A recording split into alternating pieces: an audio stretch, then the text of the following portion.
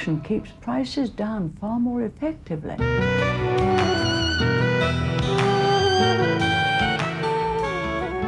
As long as suffering of sentient being remain, I will remain in order to serve.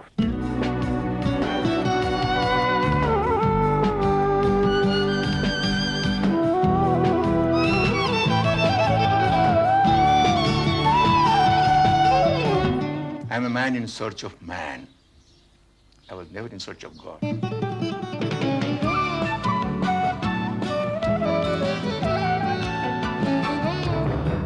In conversation tonight, my guest is a driving force behind the children's film movement in India. She stormed the film industry more than 2 decades ago as an actress with her innocence and vivacity. She runs a production company which has produced a television hit, Dekh Bhai Dekh. I'm delighted to welcome Jaya Bachchan. Tell us about the children's film movement that you're involved with and have been helping to catalyze over the last years. It's very challenging, but I'm very depressed at the moment because I've just met a whole lot of kids who've come from Warangal for this festival, but they haven't seen a single film. They were so busy preparing for the evening entertainment. So that is actually the real state of affairs. You have a lot of filmmakers from India and all over the world here watching films, but the children, you know, they have not been taught to go and see a film, and if you ask them, what have you seen, they tell you, Baby's Day Out, and things like that. It's tough, but... When you took over this sort of responsibility, and it's a large one, what kind of goals and objectives did you set yourself? I took over first in 1987, I think so. I just took it over because I thought it was so interesting, Children's Film Society and making films for children, and especially in India. I didn't know what I was getting into, but once I got in, I realized that there's so much to do, and especially prepare the audience. The children in this country really are not aware of this section at all, that government spends a lot of money for their entertainment, and that is a difficult task. And then we started organizing these small festivals in states and districts, showing them some of our old films, and then trying to improve the standard of the films that were being made by the society and bringing it to a level, to an international level. So today I'm quite happy that we can go to an international film festival, participate and get recognized. We are not doing very badly internationally, but in the country I'm afraid that our exhibition and distribution system is still very poor. We need proper support and better support from the government of this country. You know, just paying for an organization to produce films is not enough. I think this kind of a movement needs a larger support from the government, from parents and teachers.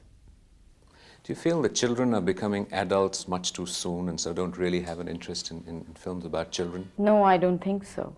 I think there's no option provided, and that is why you feel that children grow up fast, because, you know, they're going, whatever they see, whatever is available to them, sort of, that changes things for them. But if you ask a child, they would definitely enjoy watching something that's been specially made for them. How would you describe a good children's film? What qualities do you look for? I look for clean entertainment, without trying to sermonize or moralize things for them. I think children are smarter, very intelligent, and especially today they're exposed to so much, they get the message straight away. So if you entertain them well, if it is technically well done, and the message is very subtly put forth, I think they get it better, they accept it better. The minute you start telling them A is for apple, they reject it immediately. What sort of steps are you now urging the government, specific steps to impact the children's film movement that you're keeping your fingers crossed will happen? I hope they're going to notice and realize that to run an organization, you cannot put aside a certain sum of money and say, you have to do it within this budget, because filmmaking cannot be budgeted. And today filmmaking has become very expensive, and government runs in a certain pattern. You give them a budget, they always cut your budget down to half and say you have to do within this. I think the whole organization needs to be revamped. Today, first of all, I don't think you need a separate organization to make children's films. I think government should bring all these parallel cinema activities under one wing. This is my personal view. And that organization should be making films, documentaries, whether it be parallel cinema for the adults or films for children. And you can have different divisions and the marketing at the same time. Unfortunately, today the government has taken away marketing from us, and especially television marketing, which was giving us a lot of money. It's gone to NFDC. So I really don't know what we are doing at the moment. I'm a bit confused. You know, for someone who has a very busy agenda, what satisfactions are you deriving from this? Why are you doing this, spending so much of your time bashing the government and trying to break through? I wish I could bash the government. I'm not. I cannot explain the satisfaction. I think that as a young person, when I was young, I felt very neglected, not by my parents or my teachers or my elders, but by the government of the country. There were things being done for children because Chacha Nehru wanted it that way. But there was nothing being done for the youth, and that is something that I felt that one needed to do something for the youth. And when I got the opportunity to start doing things for children, and visually you are more effective than I think in any other way, because today everybody wants to see it, see things happening. And that is why I changed the name of the organization and called it the National Center of Films for Children and Young People. So, in short, the acronym is NCIP. I would really like to do something for the youth of this nation today. Okay, let's go back in time to when you were a young person. And what prompted you to seek a career in cinema? It actually started with Mahanagar. I was in Calcutta once, and because my father is a writer, he knew a lot of people. And He used to work in the Statesman at that time. Statesman, but he was writing in Bengali, he was writing books. And we knew some people, and once Tapan Sinha was shooting in Puri, he was shooting for a film. And I went there, was invited there for a holiday, I went there. And I met Sharmila Tagore, who was working in the film, and Robi Ghosh, and many others. And sort of got along very well with them. And they spoke to Satyajit Ray because he was looking for a young person to act in his film called Mahanagar. And they went and spoke to him, and I was called by Satyajit Ray. I was not very much into Satyajit Ray films then, because when you're 12, 13, you're not really interested in that kind of cinema. So I was called and I was bribed with chocolates and things, and I met him, and I liked him immensely because he was very interesting, and I felt very comfortable with him. And then he said, "Will you act in my film?" And I was quite shocked, and I said, "No, I can't. I'm studying in a convent school. Nuns are going to be very upset if I do so." But anyway, I mean, my father said you should work with him. It's an experience, and yes, of course, you will pass school and you will get degrees, but that's not the only way to build a personality. You must experience whatever. I mean, if you should avail of the opportunities that you get in life, and that's how one did Mahanagar.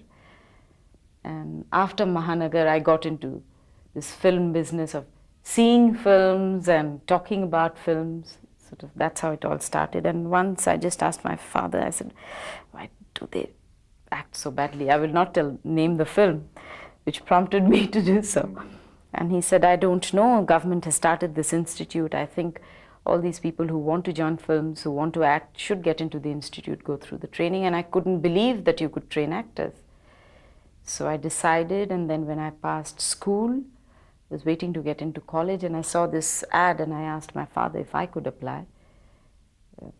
If I got selected, would I be allowed to go? And he said, yes, why not?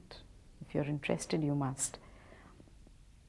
And I just, it was all fun, and I really got selected. I was quite surprised. And I joined the Film Institute, but I thought that if I didn't feel comfortable or didn't enjoy doing what I was doing in the institute, I'd get back to college, because colleges really don't start studying before September, October. That's the Dasera, Diwali holidays. But when I went in there, I got a scholarship, and I was quite happy and stayed on. Well, it was a far cry from Mahanagar and a convent school working in the film industry in Bombay. How did you sort of come to terms and get comfortable with your sensitivities? Fortunately, I didn't get into the Hindi cinema that one is trying to underline here. But working with Hrishikesh Mukherjee was a different experience. Working with Sudhendu Roy in Upahar was a different experience. I started with a different kind of cinema. That time, the parallel cinema was not very active in Bombay. Parallel cinema was basically in Bengal and Kerala. So it started a different kind of cinema, and I was comfortable. I didn't do many films where I had to Run around trees. Yes. I did some of them, which were great fun. Just nice doing that. There was a time when I thought that I should be like other heroines and be all dolled up, and I'd start a film with a lot of makeup and hairdos and things, and the minute I'd get a scene, I'd be uncomfortable with all that and start sort of taking my earrings off and taking all those bangles off, and slowly the hairstyle would sort of get down to my usual one choti and things like that. So I was really never comfortable doing These kind of roles. What kind of things did it do to your life and to you as a human being? I don't know. I was absolutely comfortable being the actress and just a member of a family at home. It didn't bother me. You know, you've of course been a professional in your own right and are even today, but you're also known as Amitabh Bachchan's wife. How have you been able to come to terms with all the publicity and the press and being in the public eye that is inevitably involved? I don't know. I think if you have been brought up normally with a lot of security, emotional security, you can take it handle it well, and it shouldn't, or it doesn't really bother you. So I've taken it In your stride. in my stride. Probably because Amit's not made it into a big deal at home, you know. He's not the star at home. So the minute he sort of returned home from shootings, the gate closed and it was like anybody else. So. You've probably recounted this a million times, but how did you meet him? On the sets of Goody. Mm-hmm. He was supposed to act in Goody. He even shot for Goody. But Anand released before Goody, and then Hrishikesh Mukherjee decided that he didn't want a known face for that particular role, and Amit was asked to step down. He's never forgiven us for that. Did you miss not being in the limelight for maybe 10, 15 years? I don't miss limelight at all. What did the limelight give to you, you think? Self-confidence, comfortable with people? I think the opportunity to express my feelings and my beliefs and get people who need to know what I feel strongly sort of getting conveyed through the opportunity of limelight and, you know, the other things that bring with it. Confidence, I don't know, probably I was always confident. It didn't. Your husband has been through, at least in the public perception, a very tumultuous time in many ways. His attempted politics and wanting, you know, sort of a relationship with the press for a while. How does a family respond to that kind of, I hate to call it crisis, but that kind of pressure perhaps? I think that being together and being a close-knit family and sort of getting that, I don't know, I think it has to do with normal upbringing, you know, not being treated like as special people in the family, never. I mean, so I think you can handle that. It's not difficult, and you're together. And You in time set up your own production company and started working with television serials. Where and how did the impetus for that come from? I think it started long ago. I started because, you know, one traveled a lot, saw a lot of television outside the country, and one realized that television was going to be important. And the television, the quality of programs that were being made in India were very poor. And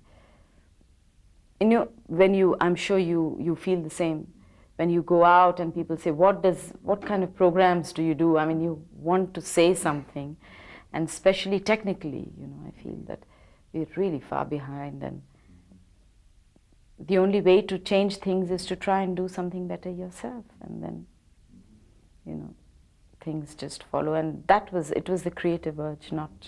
Your husband recently, in a press interview, commented on how he learned so much from the way you had begun to run that company and his sort of experience of handling finances. Now your company, you were telling me a short while ago, has sort of merged with the ABCL. You know, what are the objectives and what kinds of things will you be doing now? Basically, creative work is acting. Oh. I have to. I'm sort of going through some scripts. I have decided on one, so. Is it going to be acting with your husband, or? Not necessarily. I don't like to work in films where the women play the number two. Maybe you can persuade him to be number two. Why not?